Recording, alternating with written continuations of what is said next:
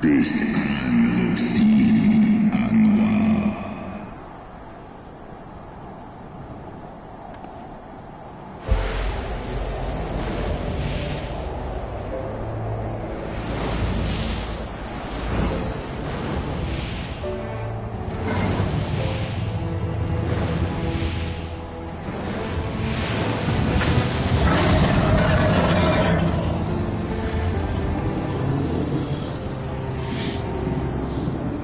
Svelga. S in MR. Wayne MER. Scholar.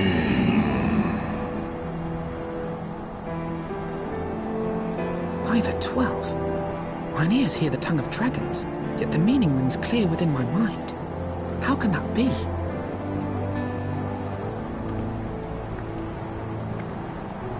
Svelga, do you not remember me? 'Twas I whom you found in Dravania. I who glimpsed the truth. The truth about your past. About Shiva.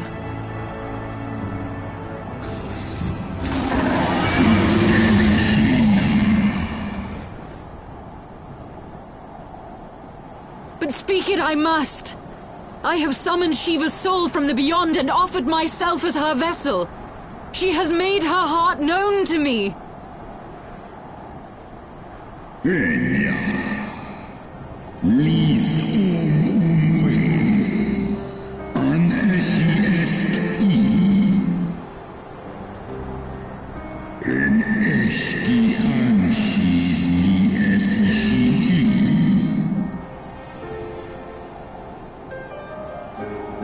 I have surrendered mine to her.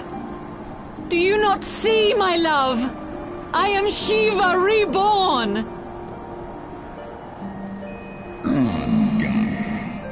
Eskelai for you.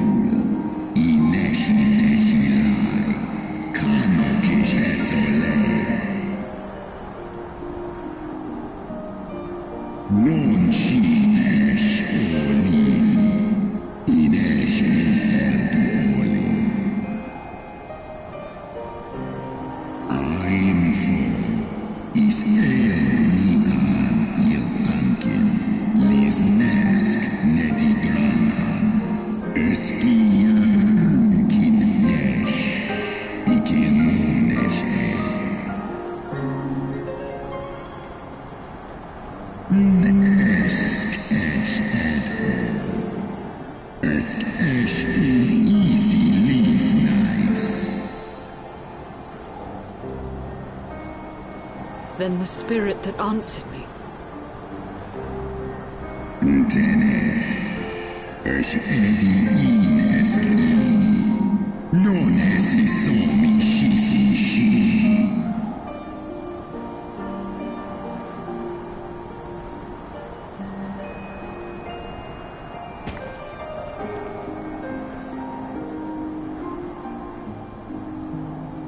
Be that as it may, Lord Svelga, Izel's desire to heal the rift between man and dragon is real, and it has borne us this far. We would spare both our kind and yours the ravages of this senseless war. Pray join your voice to ours in a call for peace and forgiveness. Ten I elgarim. Kakolesoim.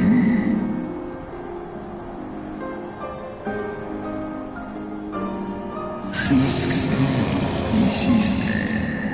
Stos in. N asai inus.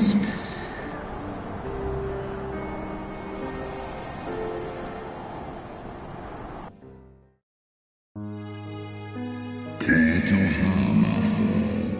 Esk ein isom ul an. Dran il ul esk apashi.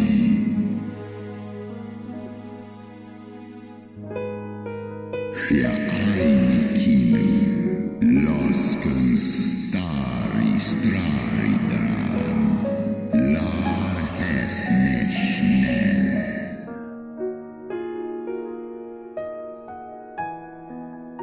To hamaftan. Feskdu foan istrasi onis esta ithon.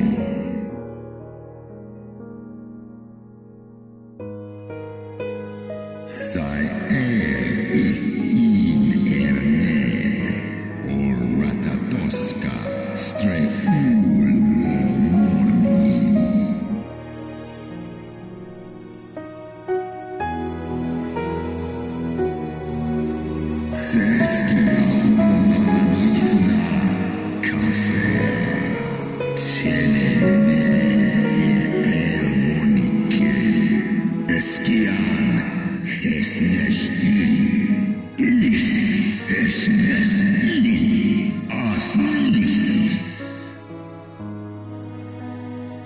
Is lufta sit fra antu il Pishan es elna.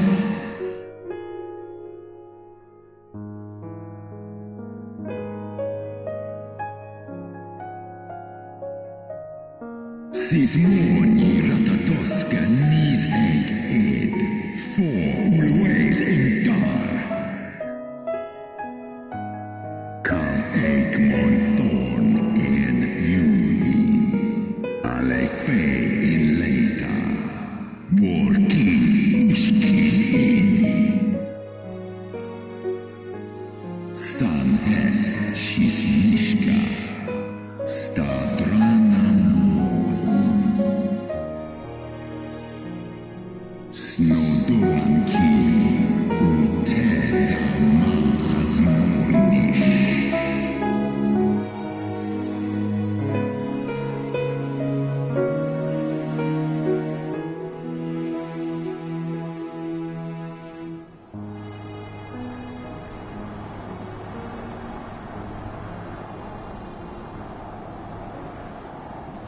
Your tale bears scant resemblance to the one I was taught. How convenient that it should absolve your kind of all responsibility. But tell me, dragon, why should I believe your version of events? Mixai eski listain, non miki shisikin, kua ala ain el. Sai an usi afa an thon nizeg. Non wo I alamon a. Skor esk mik I es. Nes so I an on in, do in an, olodram.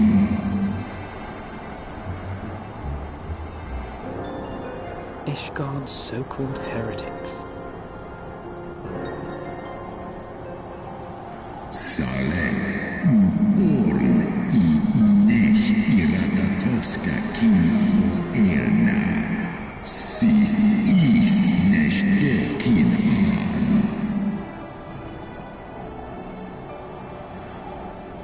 Then the seed lies within us. Is ros esh idram, oloson inizeg, non nish I esk diedran en, wa ulwa skola es alakin el andranken, mondo.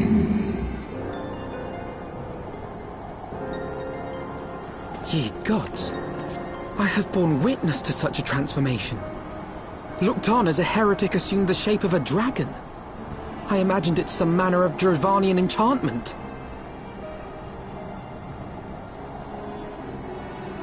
But if any Ishgardian, regardless of allegiance, has such potential within them, 12 forgive us.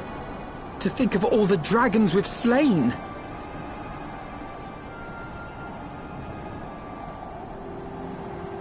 War ulmon ala an as drago.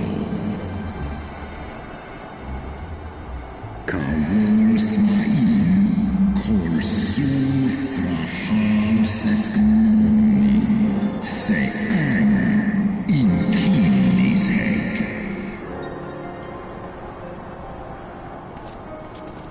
Oft have I wondered why Nidhogg did not simply raze Ishgard to the ground. Now I have my answer. He has no intention of winning the Dragonsong War, for it is no war at all, but vengeance, an eternal requiem sung for his murdered sister.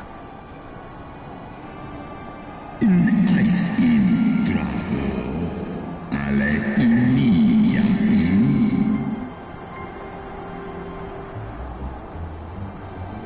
I have not come this far only to admit defeat. We can still return the eye to Nidhogg and beg forgiveness for our ancestors' crimes. Mayhap our words will sway him. Ja, lies as an in, la tu ole in an hers isu. Mik du set in sori, nosta no lis as dui porta in.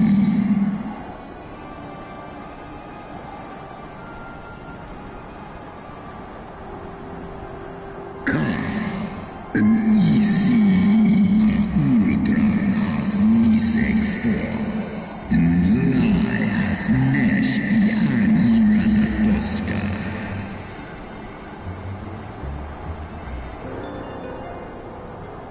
Een sif son ishi eskfa ulgar los an.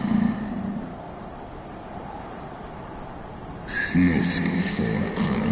Non an lis I an. Skål I lens an. Skål.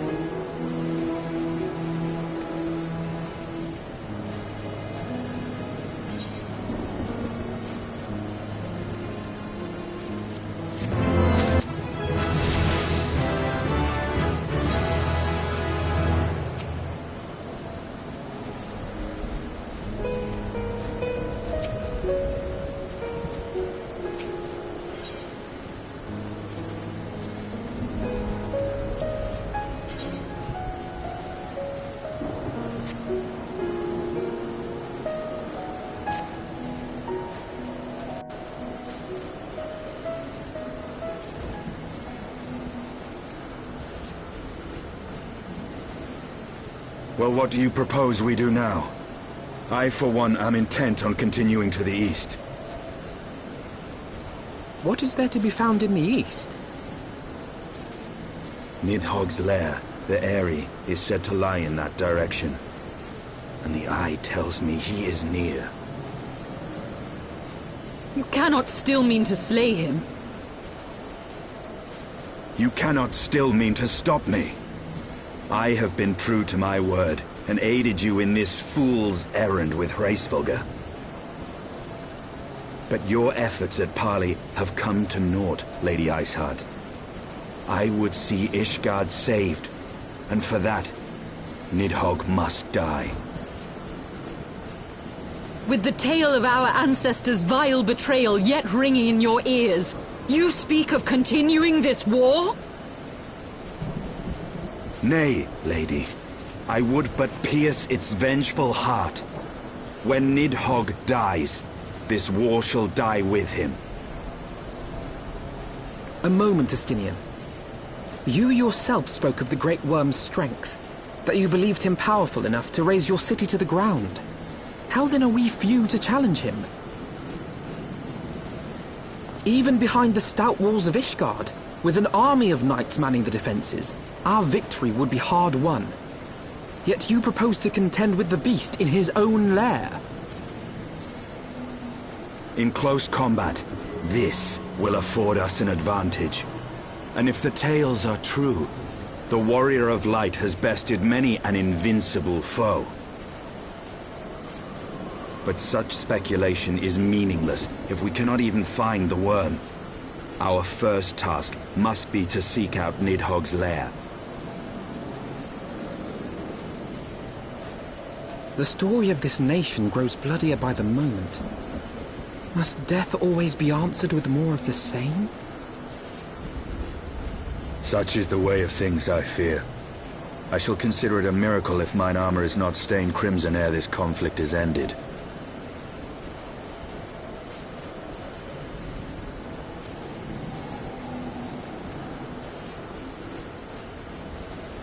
That I should be blinded by my own lies. Everything I believed, everything I thought I was, gone. All gone. Leave her. Your words will not reach her now. And we have not the time to wait for her to gather up the pieces of her shattered faith.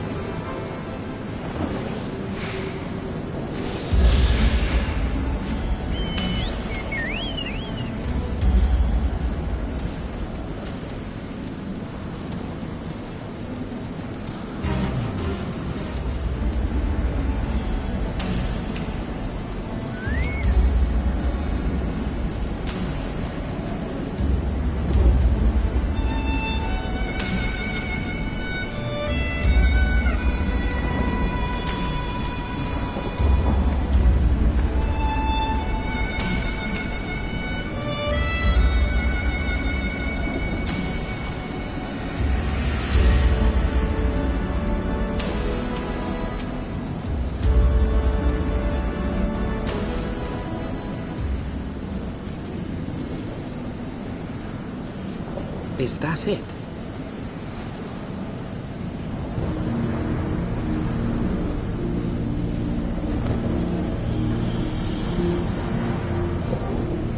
Aye, that would be the Eyrie. I feel Nidhogg's presence through the eye, his caustic hatred gnawing at my soul. 'Twould seem the death of his consort has put him on guard. Mark how he wards his lair with tempestuous winds.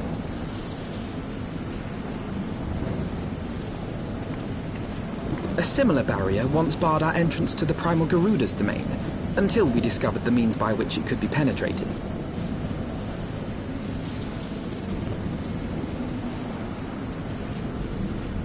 Mayhap it is time we called upon Master Garland. It will be just like the good old days, no?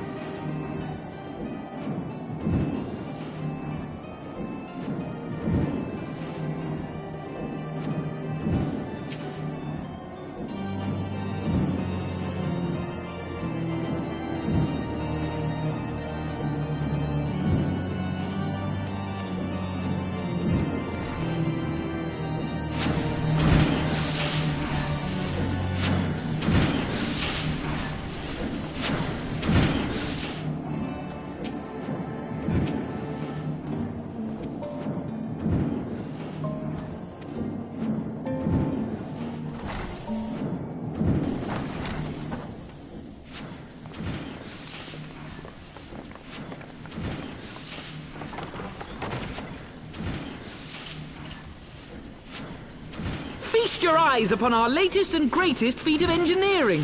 We call it a mana cutter.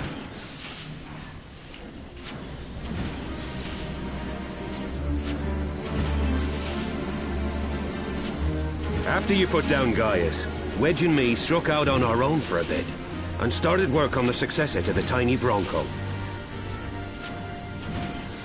Impressive little thing, isn't she? My talent for ship design has plainly rubbed off on them.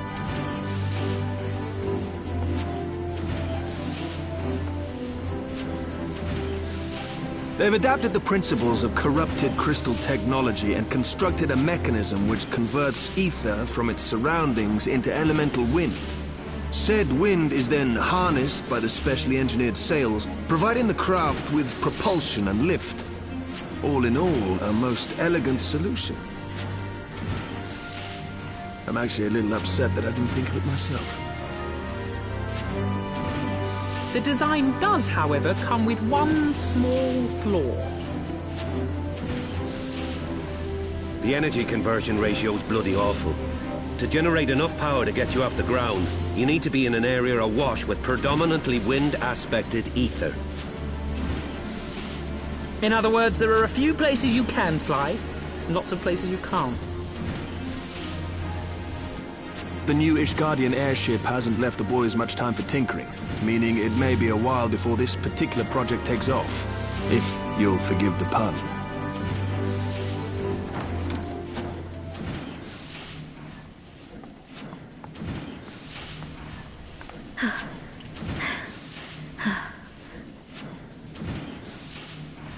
Tataru, what's happened? I've been looking all over for you. There's been word from Aldar. It's about Her Grace, the Sultana.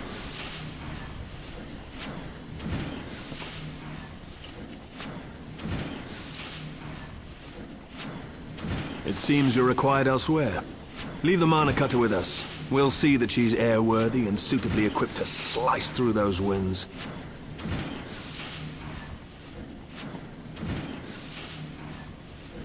You, meanwhile, should concentrate on providing Raoban and the Sultana whatever help they need.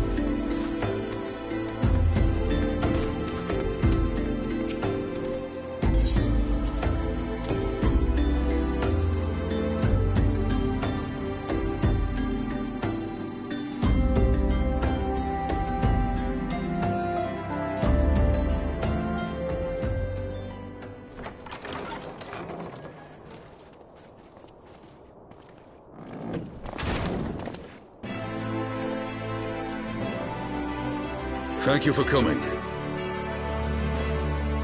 No thanks are necessary, General. I trust your recuperation continues apace. I cannot complain.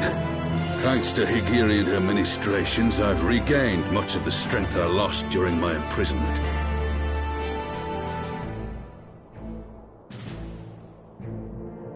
I gather you have made progress in the search for Her Grace. Aye, some good fortune at last. A few days past, Dulala informed us that a sizable shipment of alchemical supplies had been delivered to the palace.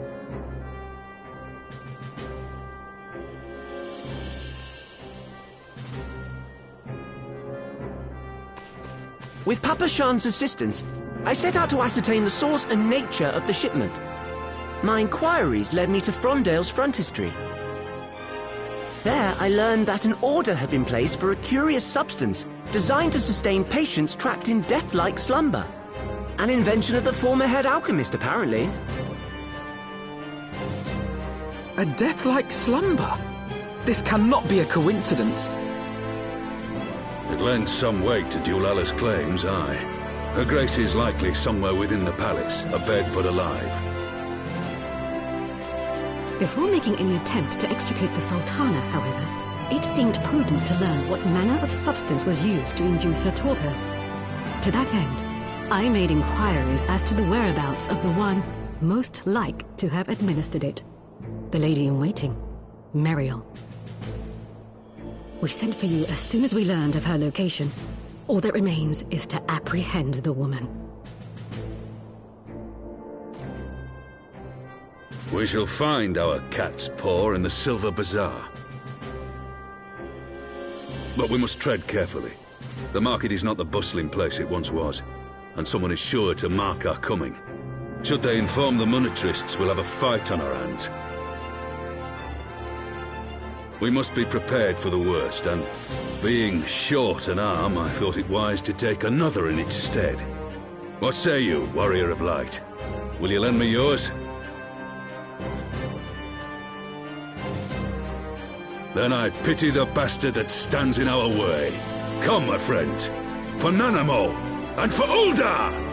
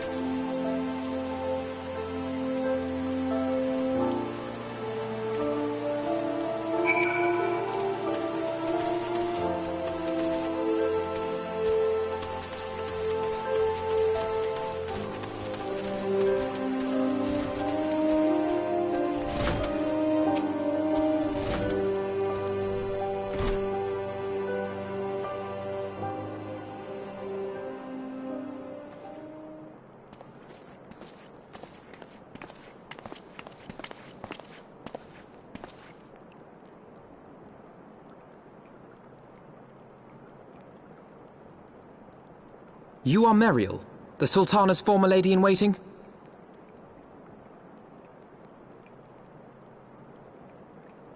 I know no one of that name. Pray excuse me.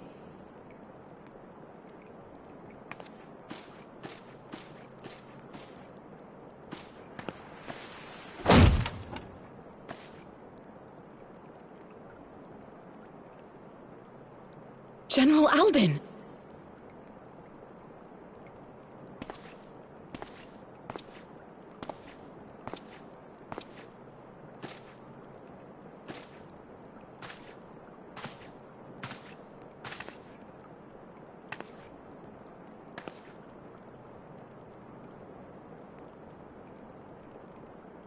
We will have the truth from you, girl.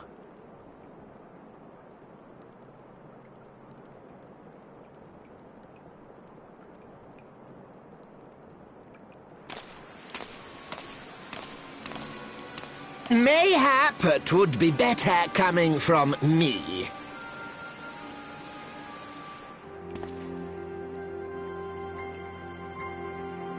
Lonorito, you'd best talk fast. As you know, Teleji Adeleji's Cartano reclamation bill was no more than a facade, a means to get his grubby little hands on that Allagan monstrosity Omega.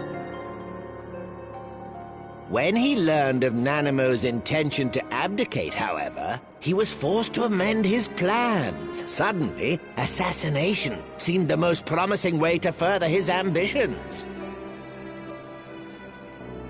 I am told Teleji had discovered a maid in whose veins ran the blood of House Thorn, a new, more pliable puppet to sit the throne.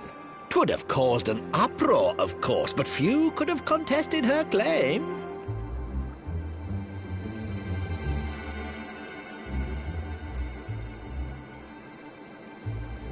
'Twas plain that Teleji's wild machinations had outgrown our ability to control them.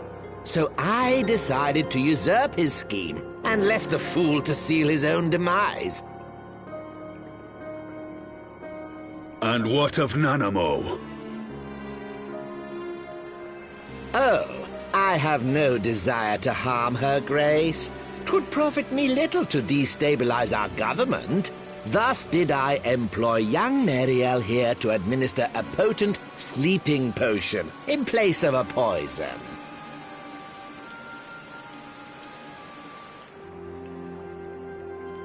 You should know, General, that your dear friend Ilberd was fully aware of my plan.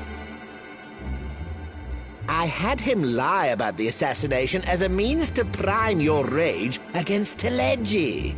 We weren't entirely sure how you would react, but things went rather better than expected.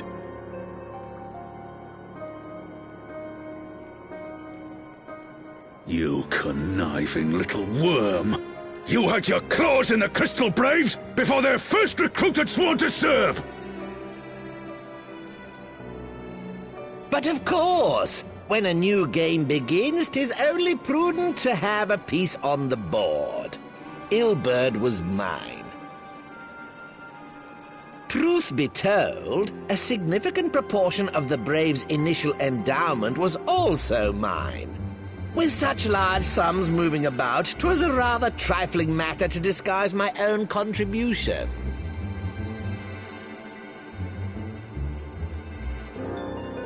Ah, Ilberd. I secured his services with a promise to support his cause once my authority had been solidified. I swear, the man thinks of naught but prizing Alamigo from the grasp of the Empire. Unlike you, General, the poor fellow seems quite unable to forsake the land of his forefathers. Mayhap that's why he called you a traitor to your people and a disgrace to your homeland, amongst other things. What was it he always compared you to? Oh, yes, an overgrown lapdog begging for scraps at the Sultana's table. Oh, how we laughed. Alas, Ilbert's entertaining little outbursts eventually gave way to wearisome tirades, and the zealous brute became rather unruly. I had no wish to see you executed, you understand, but he would not take no for an answer. Rest assured, his employment with me has long since ended. Which brings us neatly to the present. What say you, General? Both you and the Sultana are alive. We have one corpse and one fugitive, and preparations have been made to restore your good name. Shall we cry quits and start again with a blank ledger? The hells we will! Do you honestly expect me to forgive and forget? After all you've done? You're guilty of high treason! Stay your blade, Master Alden. You yourself are not innocent.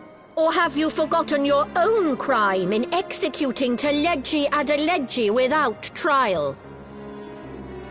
Though you acted out of loyalty to the Sultana, such deeds are in violation of both the word and spirit of the law.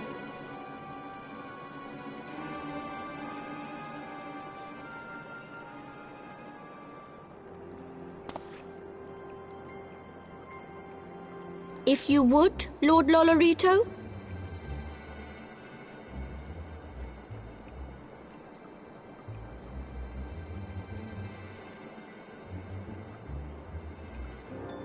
This potion will wake the Sultana from her slumber. Consider it a gesture of conciliation. You will find Her Grace resting comfortably within her private chambers.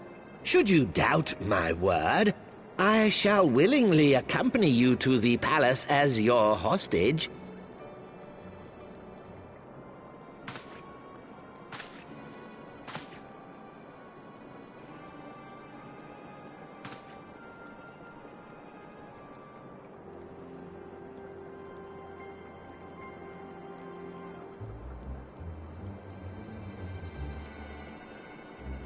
I like not your motives, Lolorito.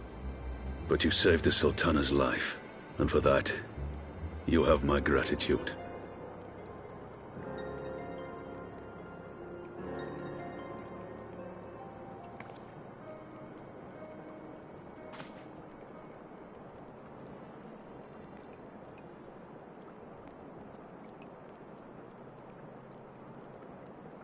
Rauban Aldin, you are hereby reinstated as General of the Immortal Flames. The citizens of Ul'dah shall once more be united under Nanamo Ul'Namo, and together we shall usher in a new age of prosperity.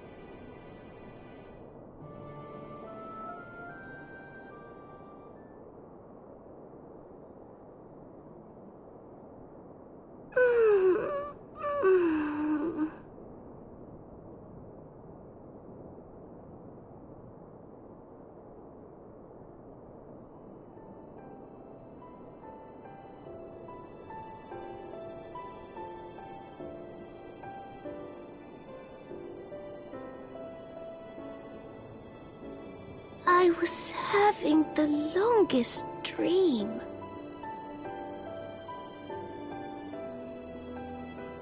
"'Tis time to wake up, Your Grace.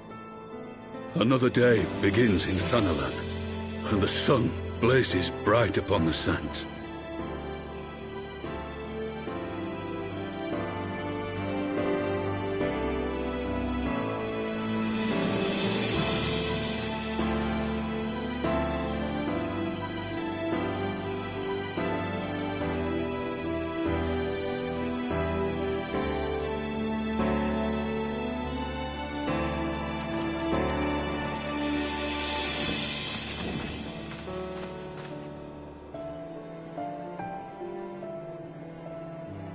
Her Grace is awoken. The palace physician assures me she is none the worse for her slumber.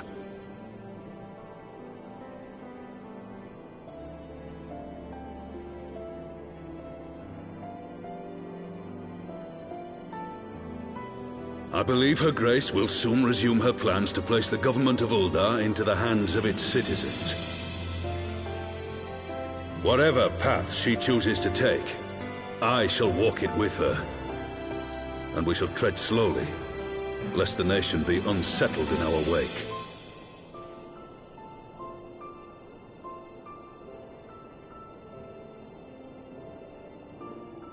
Her Grace's compassion is a shining beacon to us all. But what our city truly thrives upon is competition. 'Tis in the struggle against our rivals that opportunities are seized and fortunes made. And with the Empire on the offensive once more, now would hardly seem the time to turn our system of government upon its head. Are you privy to new intelligence, my lord?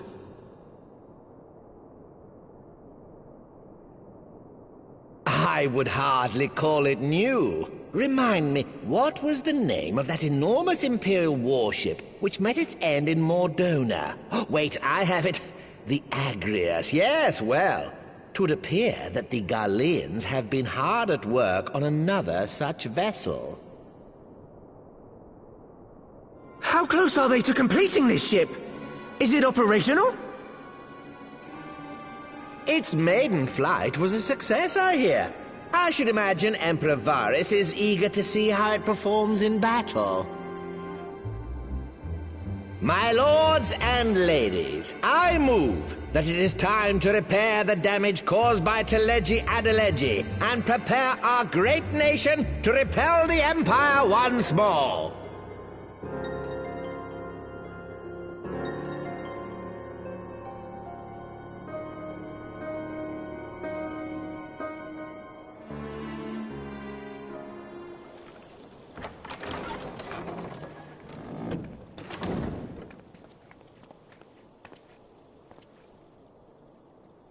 "'Tis well that the Sultana has awoken.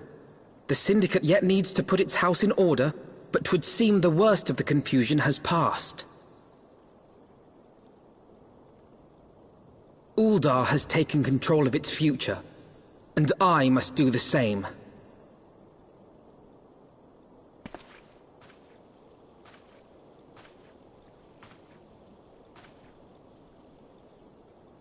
I have decided to disband the Crystal Braves. Among the recruits, there were those who supported our Order's goals and convictions with all sincerity. 'Tis my hope that these loyal men and women will choose to remain our allies in the battles to come. As for those who sided with the traitor, Ilberd, they shall be hunted down and held to account for their crimes. It is my earnest hope that they will surrender themselves peaceably when the time comes, though I think it unlikely. Ah, my all-conquering Crystal Braves. The model army meant to pave the way for a single, unified Grand Company of Eorzea. That so high an ideal should be brought so low.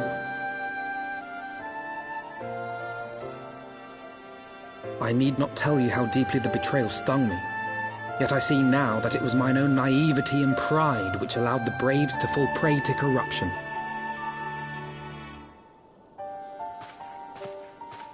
As ever, it is to your own shining example that I turn for inspiration. Like you, I mean to stand firm in the face of hardship and give mine all for the cause. Let us resume the search for our missing comrades, that we might come together to shine the light of dawn across the realm once more.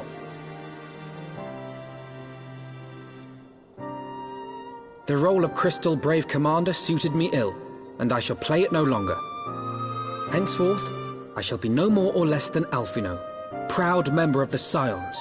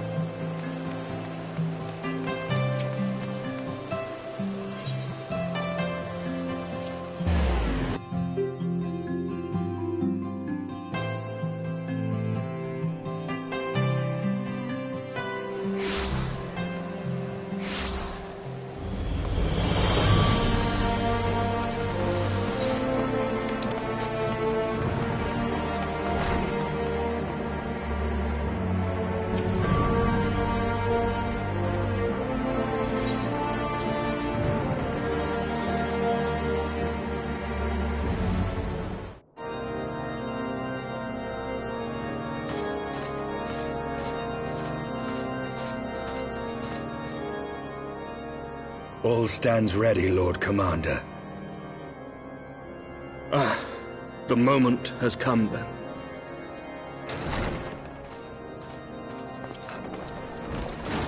Pray excuse my lateness. I paid a brief visit to the workshop to inquire about the mana cutters. The engineers assure me that they're ready.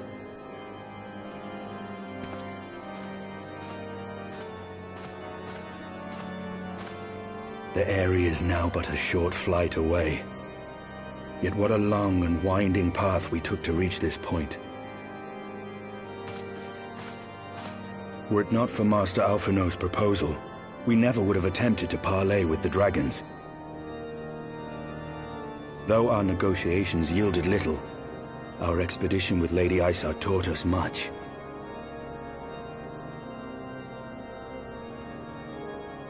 You took an unimaginable risk. I could scarce believe the tale Estinian told. Aye. 'Tis true that many of our countrymen would sooner die than join hands with the heretic's mistress. But 'twas through that most unlikely of alliances that we came to speak with Hraesvelgr. A conversation that went rather poorly, as I recall.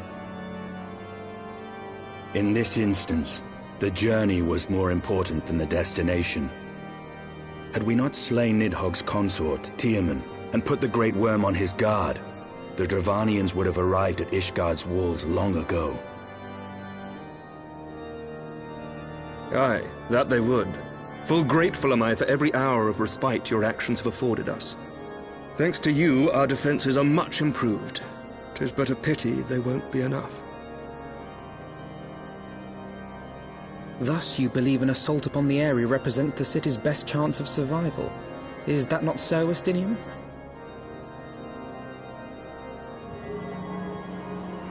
I am under no illusions. Nidhogg's might is legendary. But with his eye in my possession, I can stifle his strength at the source. Victory will be hard won, even so. And I shall be glad indeed to have the Warrior of Light at my side.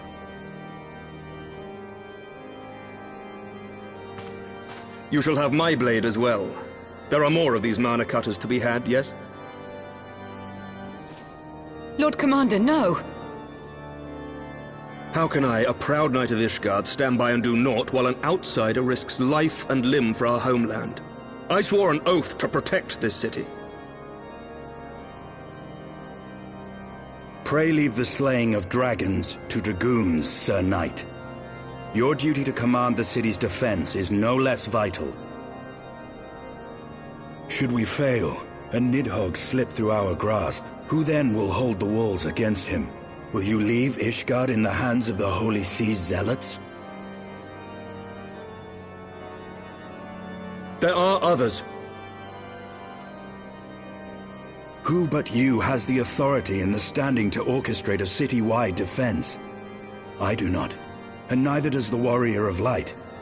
That is why it is our place to fight, and yours to remain here, Lord Commander. What? You too, Master Alphino? By the Fury! You have shown some promise, but this adversary is far beyond your skills.